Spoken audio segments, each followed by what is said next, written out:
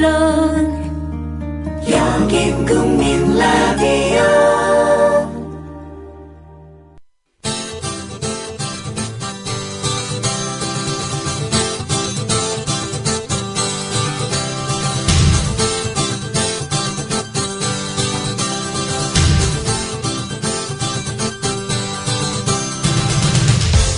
투박하지만 정직하다. 비평을 비평하는 남자 서영석. 그가 바라본 세상. 사설과 칼럼을 통해 오늘을 짚어본다. 서영석의 라디오 비평. 안녕하십니까, 서영석입니다. 벌써 가을입니다. 정말 시간 빠르게 지나가는 것 같습니다. 가을이지만은 마음은 이 가을 마음 편하게 맞을 수 없는 것 같습니다. 어떤 신문에서 이런 얘기를 했더라고요. 아시안게임이 시작되는데 별로 열기가 없다고. 저는 제가 나이가 들어서 아시안게임에 스포츠 자체에 관심이 없나 이런가 싶었는데, 사실 다들 물론 이제 아시안게임 자체가 우리나라에서 세 번째입니다. 그런 때문이기도 하지만은 아무래도 박근혜 정권이 보여주고 있는 이런 일련의 국민 무시 행동이 사람들의 흥을 솟구치도록 만들지 못하는 요인으로 작용하는 것이 아니냐 하는 그런 생각마저 들고 있습니다. 어떻든 미디어 협동조합 국민TV 홈페이지 들어가면은 참 감동적인 일이 지금 벌어지고 있습니다. JJ 킴님이 시작한 정자 릴레이, 릴레이를 하자고 한 것도 아니고 JJ 킴님이 게시판에 나 정자하겠다라고 쓰면서 실제 정자를 하니까 사리자님이 그러면 정자2 해가지고 다시 정자를 하시고, 이렇게 시작된 것이 벌써 26명이 됐습니다. 26분. JJK님, 사리자님, 진희노애랑님, 한소리님, 누엔도님, 돌멩이8님, 청규와 치킨님, 윈디님, 나무님, 인천달봉이님, 청나라에서님, 까막새님, 블랙사탄님, 파바방님, 강산바다님, 나는 홍이당님, 토끼구름님, 추부민들레님, 애쓰는 라인님, 유로파님, 희락주니어님, 바보씨님, 데모달님, 로저님, 별세님, 마네님, 감사드립니다. 이 정지하시는 조합원들의 마음, 더 좋은 미디어 협동조합 국민TV를 만들어 달라는 그런 명령으로 알고 저희들 알아서 기겠습니다. 26분에서 100명, 1000명, 10,000명으로 늘어나기를 기대하면서 오늘 라디오 비평 시작하겠습니다. 함께하고 계신 방송은 정치평론가 서영석 미디어 협동조합 이사장이 진행하는 라디오 비평입니다. 지상철 조합원 신청 광고입니다. 강화대교 앞에서 개념 부부가 만드는 개념 곰탕, 연지연 곰탕. 연지연이란 가마솥의 장작불로 온종일 구워내는 곰탕을 서로 나누어 이어지는 인연이란 뜻입니다. 연지연 곰탕이 민주주의를 열망하는 조합원 여러분과 국민의 건강을 책임지겠습니다. 곰탕 포장 판매는 한 팩 800g에 7,000원이며 7팩 이상은 무료 배송으로 드립니다. 연지연 곰탕은 강화대교 입구에 위치해 있습니다. 단체 주문 예약 및 포장 주문 전화번호는 010-7252-1114, 010-7252-1114, 031-989-9968. 조합원 단체 예약은 10% 할인해드립니다.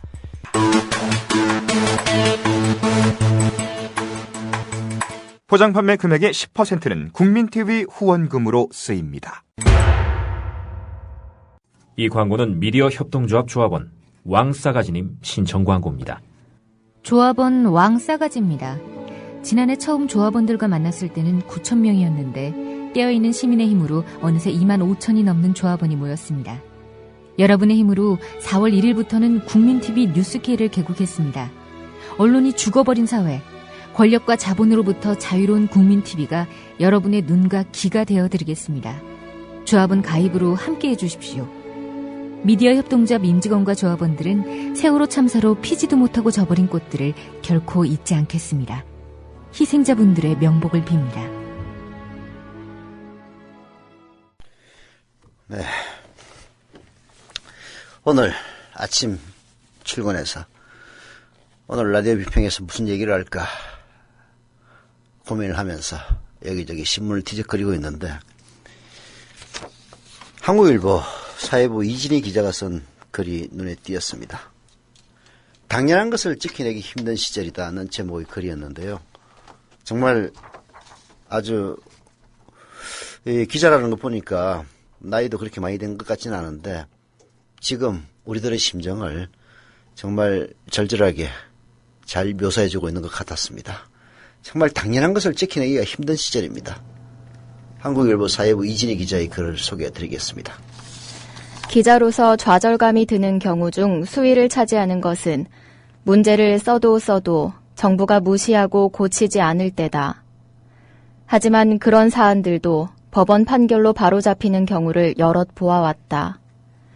내가 그런 법원을 부러워하자 판사 출신의 한 법조인은 그래도 언론이 써주기 때문에 판사가 용기를 갖는 겁니다. 라고 했다. 당시에는 기자로서의 노력이 헛된 것이 아니라는 위로가 고마웠는데 지금은 판사에게도 용기가 필요하다는 말이 더 생각난다. 그렇습니다. 사회의 각계각층에서 자기 일만 하면은 아무 문제 없이 이 사회가 돌아가는 그런 사회라면 얼마나 좋겠습니까? 그걸 막고 있는 그야말로 동맥경화를 만들어내고 있는 것이 바로 박근혜 정권 권력입니다. 그러니 판사가 양심에 따른 판결을 하는데도 용기가 필요한 겁니다. 하긴 왜 아니겠는가. 당연한 것을 행하는데 엄청난 용기가 필요하고 때로 인생을 걸어야 하는 경우를 우리는 숱하게 관전해왔다. 사실 재작년 말 국가정보원 직원들의 댓글 사건이 처음 터졌을 때 나는 사건을 좀 가볍게 봤다. 북한을 상대로 심리전을 벌인다는 뜻의 대북심리전단이라는 무시무시한 이름의 요원들이 댓글이나 달고 있다는 그 허접함이 웃겼고 그러면서 월급 받고 세금을 축내고 있다는 것에 분개했던 정도였다. 관권 선거에 대해서는 댓글 보고 투표하는 사람이 얼마나 되겠어 하는 생각이 우선이었던 것 같다. 예, 아마 이렇게 생각하는 사람들 많았을 겁니다. 그러나 이진희 기자는 시간이 흐르면서 사실은 그게 아니다 라는 사실을 깨닫게 되는 거죠. 우리 국민들의 심리적인 변화 과정도 이와 유사하지 않았을까 싶습니다. 그러니까 내가 국정원 사건의 본질과 실체를 뼈저리게 느낀 것은 그 사건 그 자체보다 댓글 사건이 경찰, 검찰, 법원을 거치며 우리 법치주의에 가한 상처를 지켜보면서다. 상처라는 말도 부족하다. 국정원 댓글 사건이 지나간 자리마다 폐허였으니 지난해 9월 최동욱 검찰총장이 내쫓기고 윤석열 국정원 대선 개입 특별수사팀장이 직을 걸고 혐의를 추가한 뒤 징계당하고 기소 사건의 이딴 무죄 과정을 법조 기자로서 지켜보며 국정원 사건이 나까지도 짓누르는 듯 마음이 아팠다. 국정원 댓글 사건 겉으로 보기에는 댓글 달아가지고 뭐 당선되었겠느냐 새누리당도 그렇게 얘기를 합니다. 그런데 왜 댓글 사건이 지나가는 곳마다 권력의 그야말로 횡포로 인해서 처참한 폐허로 변하겠습니까? 국정원 댓글 사건은 그 댓글 사건 자체가 선거에 영향을 끼쳤든 끼치지 않았든 첫 번째는 국가기관이 조직적으로 그것도 권력형 정보기관이 조직적으로 대통령 선거에 개입했다는 그 자체가 어마어마한 범죄 행위라는 사실 또한 그것이 유죄가 만약 된다면 그로 인해 당선된 박근혜 대통령의 정통성이 그야말로 휴지 조각으로 똥 닦는 휴지 조각으로 전락한다는 사실 그게 두려워서 그걸 막기 위해서 그토록 모든 것을 폐허로 만들었던 겁니다. 게다가 댓글 사건 그게 별 영향을 미치지 않았다고요? 사실인지 아닌지 검증하기는 어렵습니다. 그러나 한 가지 분명한 사실은 있습니다. 댓글 사건에 대한 그 댓글을 달던 김하영이라는 국정원 요원의 집을 찾아내서 그렇게 해서 댓글 사건을 밝혀냈던 이 사건에 대해서 경찰의 수사 어쨌습니까? 완전 개판 5분 전이고 특히 대통령 선거를 불과 사흘 앞둔 그 시점에 댓글은 없었다라고 엉터리 발표를 함으로써 그것이 결국은 오히려 댓글 사건을 일으키고도 박근혜 정권에게, 박근혜 후보에게 더 유리하게 작용했다는 사실 그 누구도 부인하기 할 수 없을 겁니다. 나는 이 폐허 속에서 그나마 용기를 발휘하고 기본을 무너뜨리지 않은 것이 검찰이라고 생각한다. 윤 전 팀장을 비롯한 수사팀이 상부의 반대에 맞서 국정원 직원들을 체포해 조사한 뒤 트위터 혐의를 추가해서 공소장 변경 신청서를 가지고 달려갔을 때 법원의 접수 창구는 천국의 문처럼 보였을 것이다. 이 터치다운으로 11만 건의 불법 트윗들은 세상에 알려졌고 윤 팀장과 박형철 부팀장은 좌천됐다. 내부 비리보다 내부 고발자를 더 적으로 생각하는 조직의 논리 속에서 수사팀에 대한 검찰 내부의 지지는 많지 않다. 하지만 검찰은 윤 전 팀장을 비롯한 수사팀에 빚을 졌다는 것을 알아야 한다. 아직 검찰에 대한 신뢰를 놓지 않고 있는 사람이 있다면 그들 때문이니까. 국민의 신뢰 따위 필요 없다고 하면 할 말이 없지만. 그렇습니다. 검찰, 특히 박근혜 공안검찰, 그 신뢰는 땅에 떨어진 지 오래입니다. 그들은 신뢰를 그야말로 화장실에다 처박은 대신에 출세를 보장받겠죠. 그래서 검찰 조직은 만신창이가 되고 있습니다. 그러나 그런데도 불구하고 검찰에 우리가 마지막 희망의 끈을 놓지 않는 것은 최동욱 전 검찰총장이나 윤석열 팀장이나 박형철 부팀장처럼 자기 자신의 출세와 관계없이 진실을 알리기 위해서 그리고 단죄받아야 될 사람을 단죄한다는 너무나도 이 당연한 일을 하기 위해서 자기 불이익을 감수하지 않은 검사들이 아직도 남아있기 때문입니다. 이순신 장군이 신에게는 아직 12척의 배가 남아있다는 그런 얘기를 했습니다만 그래도 이 만신창이화된 검찰에게는 그들이 남아있기 때문에 아직까지도 신뢰권을 완전히 놓지 못하는 것일지도 모르겠습니다. 반면 경찰은 김용판 전 서울경찰청장이 무죄를 선고받았다고 해도 범죄를 밝히기보다 은폐하려 한 의혹을 떨치지 못하고 있다. 국정원 사건에서 경찰은 사실상 법치를 능멸한 범죄자로 전락했다. 경찰은 이미 범죄자로 전락했으며 그 범죄 행위를 더 지속시키기 위해서 청와대 비서관 출신을 경찰청장으로 서울경찰청장으로 내보내고 있습니다. 법원은 어떻습니까? 서울중앙지법 행사합의 21부 그 유명한 이범균 부장판사 그 행사합의 21부가 11일 원세훈 전 국정원장에게 정치 개입은 했지만 선거 개입은 아니다라고 공직선거법 위반은 무죄를 선고한 것은 판례조차 무시한 것으로 지적이 했으니 더 이야기하고 싶지는 않다고 이진희 기자는 얘기하고 있습니다. 그보다는 이범균 판사를 비판한 김동진 부장판사가 이 판결을 궤변이며 법치주의는 죽었다고 비판한 데 대해서 누군가가 옳다고 생각했던 것을 확인해 주셔서 감사합니다라고 반응을 올린 것을 보고 우리 사회가 어떤 갈증에 시달리고 있는지 절감했다는 겁니다. 정의는 다수결, 선거 결과를 업은 정권이 아니라 우리가 지키는 상식과 우리가 바라는 법의 모습에 근접해 있다고 말해주는 사법부가 우리에게 얼마나 필요하냐 이런 것을 보여주고 있습니다. 야당이나 시민단체, 옆집 아저씨가 아니라 검찰이, 정부가 그리고 판사가 옳은 것을 옳다고 확인해 주기를 말하자면 공식화되기를 바라고 있는 겁니다. 김동진 부장판사가 코튼넷에 올린 그걸 구구절절히 지장한 얘기입니다만은 누군들 그렇게 생각하지 않겠습니까? 그럼에도 불구하고 우리가 그게 환호하는 것은 다름 아닌 판사가 법원의 중진이 그렇게 얘기하고 있다는데 위안을 느끼는 겁니다. 우리 사회가 완전히 썩어 문드러지진 않았구나 라는 위안 말입니다. 지금 우리 사회가 겪고 있는 공공선의 붕괴는 그러니까 당연한 것이 너무나 힘든, 당연한 것을 당연하다고 말해주지 않는 국가 때문이라고 생각한다. 일베 회원들의 폐륜적인 언행이 노골화해도 대통령의 이해와 맞아떨어진다면 국가는 그것이 잘못됐다고 짚어주지 않는다. 넘어도 되는 선과 넘지 말아야 할 선은 혼재되고 정의의 목소리는 자기 확신조차 희미해진다. 그렇습니다. 결국은 사법부가 최후의 보루가 되어야 됨에도 불구하고 대법원장과 청와대 비서실장이 고등학교 선후배 사이로 뭔가 커넥션이 있다는 의혹을 받는다는 것 자체가 이미 사법부와의 위신과 신뢰가 땅에 떨어졌다는 얘기의 다름이 아닙니다. 국정원 댓글 사건, 더 엄밀하게 얘기하면은 국가기관, 그것도 정보기관에 의한 대통령 선거 개입 사건, 그것이 만들고 있는 이 폐허가 대부분까지 이어질지 아무도 모릅니다. 하지만 이 정권, 박근혜 정권은 공직자들에게 공직자로서 해야 될 일을 하다가는 사생활까지 파헤쳐질 각오를 하라고 이미 최동욱 전 총장 사건에서 알려주었으니 결국은 대법원도 폐허로 끝내지 않을까 우려하는 겁니다. 이 젊은 사회부 기자의 우려가 우리 사회의 위기를 그대로 대변해주고 있습니다. 똑똑한 의료 소비자 되기 캠페인 윤훈기 치과의사입니다. 평균 수명 90시대가 왔습니다.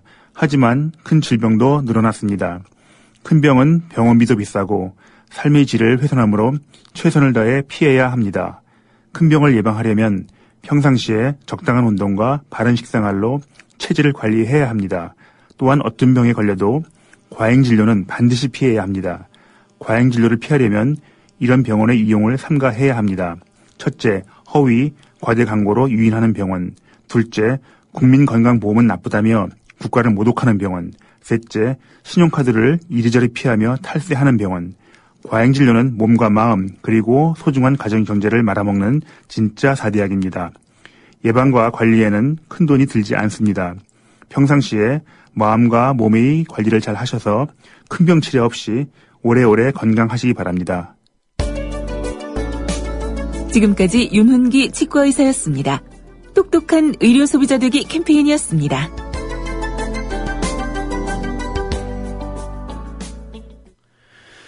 네. 시간이 안 나오냐. 눈도 안 보이고 시간도 나오지 않습니다. 대구 남구에 사시는 쭌마미님, 조합원 가입하시고 출자금 납입해 주셨네요. 감사드립니다. 그리고 경기 고양시 덕양구의 큰덩치님, 역시 출자금, 조합원 가입하시고 출자금 납입해 주셨습니다. 감사드립니다. 그리고 아이들을 위해님, 조합원 가입하셨네요. 출자금 납입. 그리고 또한 가입하신 분들, 출자금 납입하신 분들은 월 11,000원, 플러스 알파는 자유입니다. CMS 계좌이체로 월 조합비 납부 신청까지 해주시기를 부탁드리겠습니다. 아까 제가 오프닝에서 26분 이름을 불러드렸는데요. 조금 잘못된 부분들이 있는 모양인 것 같습니다. 청나라에서가 아니고 청라에서입니다. 청나라는 것은 인천에 가는데 그 청라 아파트 있는 청라지구인 것 같은데 이게 청나라가 돼가지고 절제 중국으로 만들어놨습니다. 죄송합니다. 그리고 데모달님은 정자를 안 했는데 이름이 들어갔다고 하셨는데요. 들어가면 좋죠. 차제 정자에 참여해 주시기를 부탁을 드리겠습니다. 자, 우리가 라고 얘기하기 전에 광고해야죠. 배터리 맞댔다 이거. 조합은 그창민들의 사관님의 신청 광고입니다. 해발 600m가 넘는 고랭지에서 생산되는 전호경 인정 친환경 그창민들의 사과 소개해드립니다. 4월 말부터 6월 초순에 서너 번만 농약 방제를 하고요. 6월 초순 이후는 무농약 인정제인 스케보르도를 이용해서 농사를 짓는다고 합니다. 사과잎에 스케보르도인 뽀얀 가루를 묻혀서 벌레와 균의 피해를 줄인다는 겁니다. 매년 9월 초부터 다음해 9월까지 판매한다고 하고요. 판매 구입은 다음 카페 그창민들의 사과농장을 검색하시거나 010-7256-9431 010-7256-9431로 연락주시면 됩니다. 모두 15차례에 걸쳐서 광고를 하시는데요. 멘트 광고 이게 사실 라디오 광고 중에서 제일 비싼 광고입니다. 한 7, 80만 원 광고비로 한 거의 부가세까지 포함하면은 그 돈 100만 원 광고비를 지출하시는데 조합원 여러분들 혹은 청취자 여러분들 사과 드시지 않습니까? 기왕 사 먹으려면은 그창민들의 사과님의 사과 드시기를 권유드립니다. 광고에서 효과가 있어야 되는데 걱정이네요. 자, 다시 본론으로 넘어가겠습니다. 아니, 우리가 무슨 여왕을 모시고 사는 것도 아니고 박근혜 대통령이 한마디만 하면은 검찰은 뭐 하여튼 잘 만듭니다. 아 하면은 수사팀 만들고 하면 수사팀 만듭니다.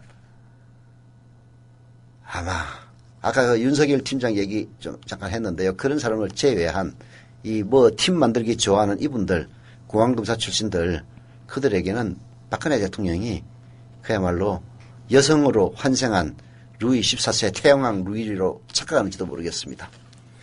IMPT가 사이버 허위사실 유포 빠르게 구속수사하겠다는 검찰, 도대체 누구를 구속수사하겠다는 거냐? 과연 베니제나 정미용 같은 사람들도 구속수사할 거냐? 질문하고 있습니다. 박근혜 대통령은 9월 16일 국무회의에서 도를 넘은 폭로성 발언이 사회 분열을 가져온다. 법무부와 검찰은 허위사실 유포에 대한 대책을 마련하라며 사이버 허위사실 유포에 대한 강력한 지시를 내렸습니다. 박근혜 대통령의 이날 사이버 허위사실 유포 강력 대처는 자신을 둘러싼 추문에 대한 간접적인 차단 및 엄벌 의중을 나타낸 것으로 보입니다. 박근혜 대통령이 9월 16일 청와대 국무회의에서 사이버 허위사실 유포 대책 마련을 지시하고 난 뒤 불과 이틀 만인 9월 18일 검찰은 사이버상 허위사실 유포 사범 엄정 대응을 위한 전담 수사팀을 운용하겠다고 발표했습니다. 뭐 사이버상 허위사실 IMPT도 얘기했습니다만은 박근혜 대통령은 자신에 대한 일종의 추문, 소문, 루머 이런 거 퍼뜨리는 사람 잡아 넣어라. 그런 얘기인 것 같아요. 아니 대명천지에 잘못하면 당연히 잡아 넣어야죠. 그러나 대통령이 지시해서 그것도 다른 것도 아닌 자기 자신과 관련된 일들을 얘기할 수 있다는 것 자체가 그야말로 박근혜 대통령의 수준을 그대로 적나라하게 보여주는 겁니다. 박정희 대통령도 그러진 않았어요. 내 문제에 대해서 떠드는 놈들 잡아 넣으라고 하진 않았습니다. 대검찰청은 9월 18일 보도자료를 통해 사이버 공간에서의 허위사실 유포와 명예훼손이 심각한 수준이라며 유관기관 대책회의를 개최한다고 발표했습니다. 검찰은 서울중앙지검에 사이버 허위사실 유포 사범을 전담할 전담 수사팀을 운용하고 허위사실을 주장하는 등의 행위에 대해 구속수사를 원칙적으로 적용하겠다고 밝혔습니다.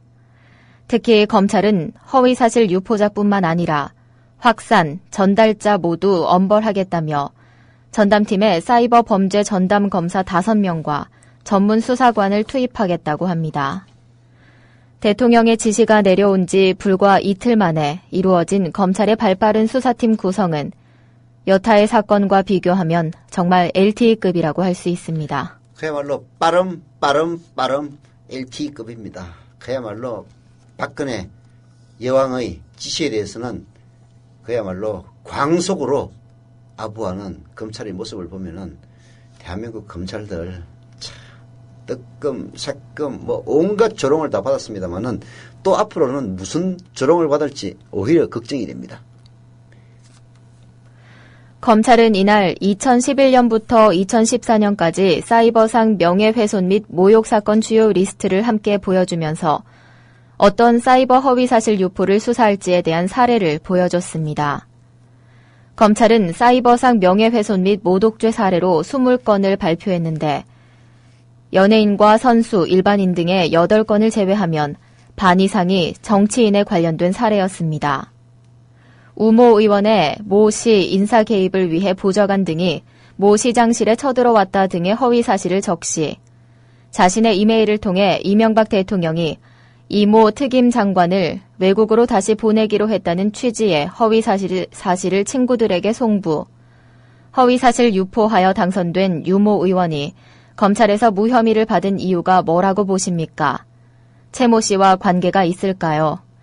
유모 씨가 저런 터무니없는 유언비어 유포하고도 기소조차 되지 않은 것은 미스터리였지라는 글을 게시. 검찰이 사례라고 드러놓은 거 보면 한심하게 이럴 데가 없습니다.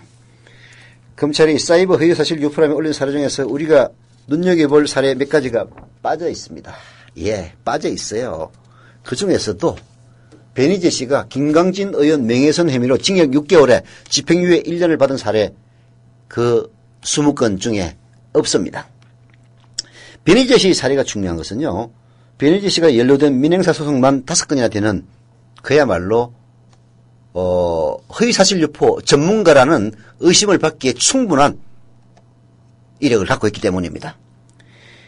또한 변희재 씨가 명예훼손 사건에서는 보기 드물게 구속영장이 청구되거나 징역 6개월 등이 선고됐기 때문입니다. 사이버 허위사실 유포를 강력하게 건절하겠다면 지속해서 누군가를 고의적으로 명예훼손 사람을 엄벌하여야 그 효과가 있습니다. 그러나 변희재 씨와 같은 중대한 사례를 검찰은 정확하게 쏙 빼놓았습니다. 이건 검찰이 어떤 사람을 수사할지 대략 감을 오게 만드는 대목이 아닐 수가 없습니다. I.M. 피터는 검찰이 사이버 허위사실 유포를 수사하겠다고 나서고 있지만 그다지 신뢰를 하지 못하고 있습니다. 그 이유는 검찰이 그동안 수사한 내용을 보면 쉽게 알 수 있습니다. 우익 인사라고 불리는 사람들을 보면 사이버상의 허위사실 유포 등으로 내사 및 수사를 받은 적이 있습니다. 새누리당 권은희 의원은 세월호 실종자 가족 중 선동꾼이 있다라는 글을 올렸습니다. 그러나 경찰은 단순히 다른 사람의 글을 퍼나른 것이고 문제가 되자 바로 내린 점 등을 볼 때 상대방을 모욕할 의도가 없는 것으로 판단해 무혐의 내사 종결 처리를 했습니다. 예, 그러니 그렇게 처리했죠. 무혐의 내사 종결합니다. 정명 정의실현국민연대 이름 아깝습니다. 이 대표는 세월호 집회에 참석한 지인의 아이가 6만 원의 일당을 받아왔단다라는 글을 트위터에 올렸습니다. 그러나 경찰은 정 대표가 지목한 날 집회 자체가 없었다. 이는 피해자가 없기 때문에 명예훼손죄가 성립되지 않는다라며 수사를 더는 하지 않았습니다. 말하자면 팩트가 약 다소 틀렸기 때문에 명예훼손이 안 된다는 이런 그야말로 기가 막힌 논리를 경찰은 내놓았던 겁니다. 정명 씨는 피해자가 없기 때문에 명예훼손이 성립되지 않는다는 말에 자신감을 얻었는지 다시 시위 나가서 100만 원 받아왔다 그 얘기를 들은 거예요. 아무튼 선거 캠프에 영향을 줄까 봐 언론 사과를 올리고 말았지만 제가 그 자료를 인터넷 알바 사이트에다가 시위에 참가하면 일당 준다고 광고하는 거 다 모아놨어요. 제가 그거 고소해가지고 다 고발하고 조사를 시키려고 준비하고 있습니다라는 말을 늘어놓기도 했습니다. 진짜 검찰이 사이버 공간에서의 허위사실 유포와 명예훼손을 수사하려면 지속해서 사실관계조차 확인하지 않고 말을 쏟아내는 사람들과 선거에 악용하는 정치인들을 철저히 수사해야 합니다. 정명 씨, 진보인사들을 종북으로 몰거나 허위사실을 유포해서 계속 무리를 일으켰습니다. 정명 씨는 오마이TV와의 인터뷰에서도 허위사실로 진중권 교수를 비난하게 됐습니다. 예전 같으면 진중권 씨 한마디 하면 신문들이 다 받았었는데 요새 누가 그런 사람이십니까? 본색이 다 드러났잖아요. 지가 직접 쓴 논문 하나, 책 하나 변명이 없다는 게 다 드러나가지고. 근데 정명 씨는 서점에도 안 가보는 모양이에요. 진중권 씨가 쓴 책들이 얼마나 베스트셀러가 되고 있는지. 여하튼 이런 원색적인 비난. 정명의 말은요. 네이버 검색 한 번만 하면 쉽게 알 수 있는 사실조차 무시한 진짜 허위사실에 해당합니다. 무려 80건이 넘는 저서를 낸 진중권 교수에게 변변한 책 없다고 누구도 말할 수가 없는데 아나운서 출신이라는 인물이 변변한 책 한 건 없다고 언론사 인터뷰에 대놓고 한 겁니다. 이건요. 내가 보기에는 명예를 훼손하기 위해서 그런 얘기를 했다기보다는 정명 씨가 무식해서 그렇게 얘기한 겁니다. 아니 진중권의 미학에 대한 책이 베스트셀러가 됐다는 거는 그야말로 인문학에 대해서 최소한의 소양만 있어도 상식인데 그거를 진중권이 책 하나 변변히 못 썼다고 얘기하는 것은 그거는 진중권을 모욕하려고 그런 얘기를 한 게 아니라 진짜 무식해서 아니면은 해석할 길이 없는 발언인 겁니다. 정미용 대표는 이정희 통합진보당 대표를 비방한 혐의로 검찰이 벌금 200만 원을 구형하자 사실이라는 확신을 갖고 했지 허위사실이라는 점을 몰랐고 일부러 허위사실로 이정희 통합진보당 대표를 비방할 생각도 전혀 없었다고 말하기도 했습니다. 사실이라는 확신은 자신이 스스로 검증을 한 다음에 나와야 합니다. 그러나 정 대표는 검색어 한 번만 입력하면 나오는 사실을 확인조차 하지 않고 말을 내뱉은 것입니다. 서병수 부산시장은 선거 기간 오거돈 후보가 세월호 애도 기간에 골프를 쳤다는 의혹을 제기했습니다. 경찰이 골프장 CCTV를 조사했지만 오 후보는 골프장을 출입한 적이 없었습니다. 오거돈 후보는 서 시장을 명예훼손과 허위사실 유포 혐의로 고소했습니다. 하지만 경찰은 서병수 시장과 오거돈 전 후보가 화해하자 선거법 위반 혐의에 대해서 무혐의 처분을 내리고 불기소 의견으로 경찰에 넘겼습니다. 명예훼손은요, 당사자들이 화해하면 괜찮습니다. 그러나 허위사실 유포는 친고죄, 즉 처벌해달라고 신고를 해야 처벌되는 게 친고죄입니다. 그리고 반의사불벌죄, 아예 처벌하지 말아달라고 생각하면 처벌하지 않는 게 아닙니다. 허위사실 유포는 그야말로 그와 관계없이 처벌이 돼야 되는 그런 범죄이기 때문에 계속해서 수사를 해야 됩니다. 선거법에서 허위사실을 유포하면 당선 무효행도 가능합니다. 따라서 검찰은 두 사람이 화해했다고 그냥 넘어서는 안 됩니다. 박근혜 대통령이 지시하고 검찰이 강력하게 구속 수사하겠다는 사이버 허위사실 유포, 분명 필요성이 있는 법은 필요성이 있고, 그리고 그래서 그래야만 합니다. 하지만 박근혜 대통령의 지시에 따른 검찰이 공정하게 법을 집행하는 것이 아니라 정치권을 향한 비판마저 허위사실 유포 혐의로 구속 수사하고 정치적 성향에 따른 편파적인 수사를 한다면 이것은 법과 권력을 남용하는 행위가 될 겁니다. 대통령부터 국민 모두가 자신이 했던 말에 책임을 지는 나라가 됐으면 좋겠는데요. 사실 자기가 한 말에 책임 안 지고 공공의 약속을 식은 죽 먹듯이 어기는 사람이 누굽니까? 박근혜 대통령 아닙니까? 박근혜 대통령이야말로 정치적으로는 허위사실 유포죄로 처벌받아야 마땅할 대한민국에서 제1순위에 있는 사람인 겁니다. 이 밴드에 전주에 오신다고 공고를 내셨더라고요. 그래서 식사를 대접 한번 했으면 좋겠다라고 하셔서 흔쾌히 제가 식사 준비는 하겠다라고 말씀을 드려가지고 세월호 유가족이 6.5kg의 십자가를 들고 안산에서 진도로, 진도에서 대전으로 가던 길. 함께 동행하기도 했고 길목마다 식사를 대접했던 따뜻한 이웃이 있었습니다. 바로 미디어 협동조합 조합원이었습니다. 그 가운데 한 명, 전주에서 음식점을 운영하는 조합원 수정원 님입니다. 상황버섯 닭백숙하고요. 그 한우 전문점을 하시는 분이 그분께서도 불고기를 협찬해 주시고 해가지고 이제 밥이랑 해서 반찬 이렇게 싸서 제가 좀 보내드린 적이 있고요.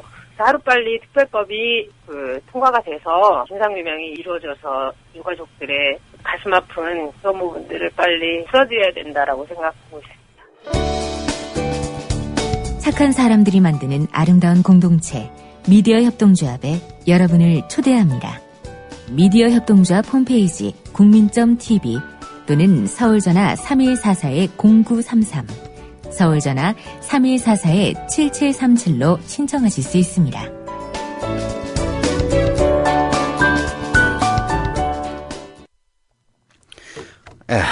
광고는 해야죠. 오해석 생활당식 광고입니다. 다이어트에도 좋고 건강에도 좋습니다. 그리고 뭐 만명통치약은 아닙니다만은 식사를 중단해야 되기 때문에 고혈압이나 아니면은 통풍 이런 데 대해서 효과가 있다고 합니다. 게다가 장점은 어디 단식원에 들어가서 세상과 인연을 끊고 단식하는 게 아니라 생활 속에서 단식할 수 있다는 것이 장점이라고 합니다. 오해석 생활단식에서는 이 광고를 통해서 생활단식 신청하신 분에 한해서 일자 5만 원의 정자까지 해준다고 하네요. 문의 전화는 010-2013-8575, 010-2013-8575 오해석 생활단식으로 연락 주시면 됩니다. 전국 각지에 있는 지사에서 거의 매달 1박 2일의 단식 캠프가 있는데요. 거기부터 참여해달라는 것이 오해석 생활단식의 광고 내용입니다. 네. 서화석 기자가 어제 이슈 검색어에 다음에 올라왔더라고요. 그래서 아니 왜 서화석 기자가 또 무언 해가지고 봤더니 이 트윗 때문이었습니다. 사실 맞는 얘기죠. 세월호 특별법의 내용이 옳다는 것을 설득하려면 세월호 유족들은 모두 생불이고 성인이어야만 한다는 이야기냐. 어느 동네에서 대리기사랑 다툼한 일까지 대대적으로 보도하더니 언론이 파고들 문제가 그렇게도 없느냐. 말하자면은 세월호 필요증 운운하는 박근혜 정권의 주장에 힘을 실어주기 위해서 세월호 유족들 그리고 민주당 김혜인 의원이 낀 사람들이 저녁에 저녁 먹고 술 한잔 하다가 대리기사 불러서 약간 실랑이 있었던 것을 그렇게 대대적으로 보도하는 것을 보고 서화석 기자가 참다 못해 한 이야기입니다. 아니 세월호 특별법 이 참사 그 원인을 제대로 밝히고 앞으로 그런 일이 없도록 하자는 취지에서 세월호 특별법의 대책을 마련하자는데, 아니 그런 주장을 하려면은 모두 다 예수 그리스도나 아니면 석가모니 정도 돼야 그런 얘기를 할 수 있는 겁니까?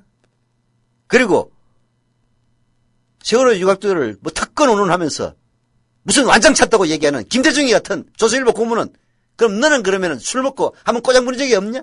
라고 묻고 싶습니다. 그 서석 기자가 오늘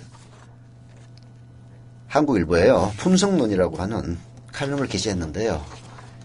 그야말로 청와대에 있는 모든 인간들 다 귀를 잡고 나와가지고 들려주고 싶은 이야기입니다. 들어보시죠. 영화배우 김부선 씨가 10년 넘게 아파트 난방비 비리를 바로잡기 위해 애써왔지만 해결책을 못 찾던 것이 도둑 난방을 해온 전 부녀 회장이 싸움을 걸었고 김부선 씨한테 뒤집어 씌우려는 바람에 모든 문제가 바로잡혔다. 김부선 씨네 아파트 비리가 드러난 것은 물론 전국의 유사한 사례까지 조사해서 바로잡는 계기가 됐다. 난방비를 도둑질해온 주민은 김부선 씨가 반상회에서 문제를 제기하자 싸움을 걸었고 경찰에 고발해서 대중에 공개했다. 김부선 씨는 드세다는 평가를 받아왔기에 행위보다는 태도를 문제 삼는 보수적인 사회에서 폭력을 더 씌우면 매장하기 쉽다고 여겼을 것이다. 그러나 다행히도 한국 사회는 이제 더 이상 그렇게 낙후하지 않다. 그렇습니다. 이 나라의 자칭 보수들, 그 위선자들이 내세웠던 논리가 그겁니다. 행위를 평가하지 않고 태도를 평가하는 겁니다. 태도를. 야, 너 왜 반말해? 야, 너 왜 막말해? 야, 너 그 태도가 뭐야? 내 앞에서 무슨 그런 얘기를 할 수가 있어? 진실을 찾기 위한 행위를 그런 태도에 대한 문제로 항상 폄하했던 것이 그 위선자들입니다. 그런데도 행위가 아니라 태도를 문제 삼아 상대방을 무력화시키려는 시도는 여전히 곳곳에서 일어난다. 세멘파커스 출판사의 인사 담당 상무가 정규직 여부가 달려있는 수습 직원을 오피스텔로 불러 옷을 벗어보라고 했다는 문제로 그만두었다가 복직한 문제로 시끌벅적했다. 수습 기간이 17개월이라는 사실까지 드러났다. 출판사는 18일 임직원 명의로 드리는 말씀에서 회사 분위기가 가족적이었고 수습 기간은 6개월인데 성추행당한 A씨가 정규직이 되는 기준에 약간 미달해서 기회를 한 번 더 주다 보니 그렇게 됐다고 변명을 했다. 자질 없는 일을 받아줬더니 사고 쳤다는 뉘앙스다. 역시 한국 사회가 행위보다는 태도를 문제 삼는다고 자신하지 않는다면 나오지 않을 방식이다. 세월호 유족들이 새정치민주연합 김현희 의원과 술을 마신 뒤 안산에 못 간다는 대리기사와 싸웠다는 기사도 그렇습니다. 사실 대리기사 폭행이 일어나고 있는 그 순간 대리운전기사는 저 뒤쪽에 서 있었다는 뉴스K의 단독 보도도 있었습니다만은 유족이나 국회의원의 행위는 물론 뭐 싸웠다면 잘못입니다. 그런데 국회의장을 지낸 박희태 새누리당 상임고문이 골프장에서 캐디에게 하도 지분거려서 참다 못하 캐디가 경찰에 고소한 사건보다 더 큰 기사거리는 아닙니다. 공인의 권력행 비행보다는 오히려 대리기사 폭행이 있었다면 그것은 사인끼리의 시비에 가까운 겁니다. 5달 전 자식을 잃고 이유를 밝게 달렸더니 흉악범이라도 되는 양 경찰이 모진 대접을 받고 일베들의 모욕까지 견뎌야 했던 이들이 어느 날 폭발한다고 해서 고인이 그럴 수 있느냐는 비난을 받는다면 너무 가혹한 겁니다. 더구나 이들의 시비했다는 것, 그것이 세월호 진상규명이라는 요구사항에 대한 외면으로 이어져서는 절대 안 됩니다. 참사특별위원회에 유족들이 들어가는데 왜 공인이 아니냐라고 비난을 쏟아붓지만 세월호 특별법안 어디에도 참사특위에 유족이 들어가는 내용은 없습니다. 이 법은 보수적인 대한변호사협회가 제시하는 안으로 진상규명과 재살 방지 대책에 집중합니다. 서숙 기자의 품성론 읽어보기를 권유드리면서 라디오 핑 마칩니다.